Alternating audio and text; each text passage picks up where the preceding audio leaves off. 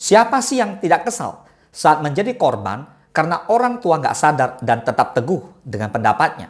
Padahal hal tersebut itu salah. Kalau kamu mengalaminya, rasanya tak semudah untuk mendebat layaknya bersama teman atau orang lain yang usianya sebaya ya. Makanya, kamu membutuhkan cara khusus untuk menyampaikan pendapat, saran, dan kritikmu kepada orang tua. Berikut, cara menyadarkan kesalahan orang tua tanpa mengurangi rasa sopanmu kepada mereka. Yang pertama, prinsip bahwa bagaimana juga mereka tetap orang tuamu. Hal pertama dan utama yang perlu kamu tanamkan dalam dirimu ialah bagaimana juga mereka adalah orang tua dengan segala kebaikannya kepada hidupmu.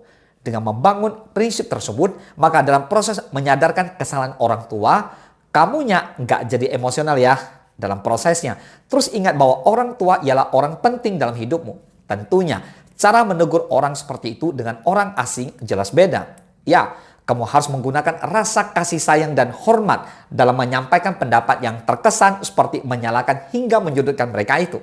Yang kedua, menegur dengan ilustrasi yang mudah dipahami. Secara logika, kamu dengan orang tua itu berbeda generasi, bukan beda 1 atau 2 tahun, melainkan belasan hingga puluhan tahun ya. Dengan begitu, jelas ada perbedaan penerimaan bahasa yang normal dan tidak normal bagi mereka. Terlebih, bahasa pada generasimu mungkin tidak mudah dipahami oleh orang tuamu.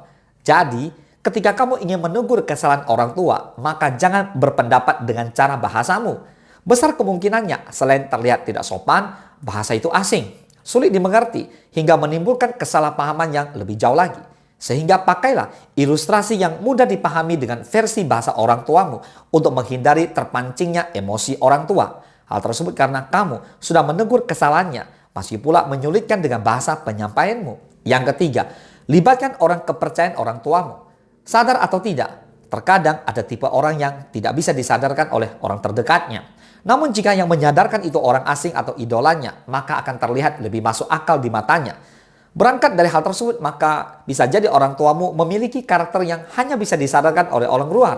Misalnya, ada tokoh yang menjadi panutan orang tuamu, maka kamu bisa memanfaatkan hal ini. Bagaimana caranya? Sederhananya, kamu bisa mengatur agar orang tuamu mendengar pendapat dari tokoh idolanya, membahas topik yang menjadi poin kesalahan orang tua. Dengan begitu, meski orang tuamu hanya diam saja, yakinlah orang tua bisa mendapatkan nasihat bahwa pendapatnya atau apa yang ia lakukan itu salah. Yang keempat, tetap jaga harga diri orang tuamu, jangan memojokkan kesalahannya.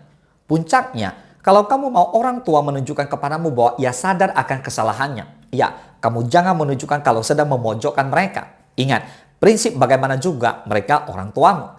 Terlebih lagi karena kelasnya dalam silsilah keluarga itu lebih tinggi dari kamu. Besar kemungkinan bahwa orang tua memiliki ego dan gengsi yang juga lebih tinggi. Kalau situasi dan kondisinya dibalik, tentu kamu nggak mau kan dipojokkan saat ketahuan salah, bukan? Ya, rasanya termasuk berlaku atas orang tuamu juga ya.